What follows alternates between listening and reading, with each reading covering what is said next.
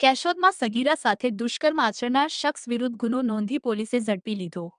કેશોદ શહેરમાં સગીરા સાથે મિત્રતા રાખી લલચાવી ફોસલાવીને બળજબરીથી સગીરા સાથે દુષ્કર્મ આચરી મોબાઈલ ફોનમાં બેભત્સ ફોટા વિડીયો બનાવી વાયરલ કરવાની ધમકી આપી વારંવાર શરીર સંબંધ બાંધી હેરાનગતિ કરતા હોવાનું સગીરાના પરિવારને જાણ થતાં કેશોદ પોલીસ સ્ટેશનમાં પોલીસ ઇન્સ્પેક્ટર એમ.ડી. ચૌધરી સમક્ષ રજૂઆત કરતા સગીરા સાથે દુષ્કર્મ આચરનાર રણજીત ઉર્ફે કાનો પરમાર વિરુદ્ધ ગુનો નોંધી આગળની તપાસ હાથ ધરવામાં આવી છે.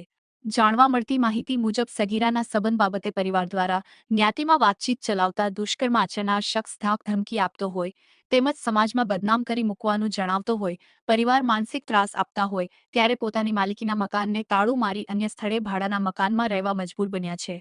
કેશોદ પોલીસ દ્વારા દુષ્કર્મ આચરનાર શખ્સ રણજીત ઉર્ફે કાનો પરમારને ટેકનિકલ સોર્સ અને ખાનગી રાહે માહિતી મેળવી ઝડપી લેવા ચક્રો ગતિમાન કરી ગણતરીના કલાકોમાં ઝડપી પાડી કેશોદ પોલીસ દ્વારા અટક કરી પુરાવાઓ એકત્રિત કરી નામદાર કોર્ટ સમક્ષ રજૂ કરવાની કાર્યવાહી હાથ ધરવામાં આવી છે.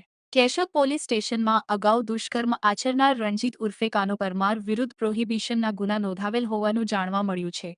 કેશોદ પોલીસે ભારતીય ન્યાય સંહિતાની કલમ 64 એમ 351 પોક્સો એકટ કલમ 4 હેઠળ કરી કાર્યવાહી શરૂ કરવામાં આવી છે.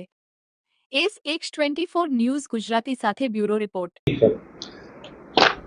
ગઈકાલ તારીખ 12/5/2026 રોજ કેશોદ પોલીસ સ્ટેશન ખાતે ફરિયાદીશ્રીએ તેઓની ફરિયાદ જાહેર કરેલ છે કે તેઓની સગીર વયની દીકરીને આ કામેના આરોપી રણજીતભાઈ લખમણભાઈ પરમાર છેલ્લા ઘણા વર્ષોથી અવારનવાર હેરાન કરતા હોય અને ભોગ બનનારની મરજી વિરુદ્ધ ફરિયાદીશ્રીના ઘરે આવી સરસ સંબંધ બાંધેલો હોવાની હકીકત જણાવતા તેઓની ફરિયાદ રજીસ્ટરે લઈ આ કામેના આરોપીની ધરપકડ કરવાની કાર્યવાહી ચાલુમાં છે.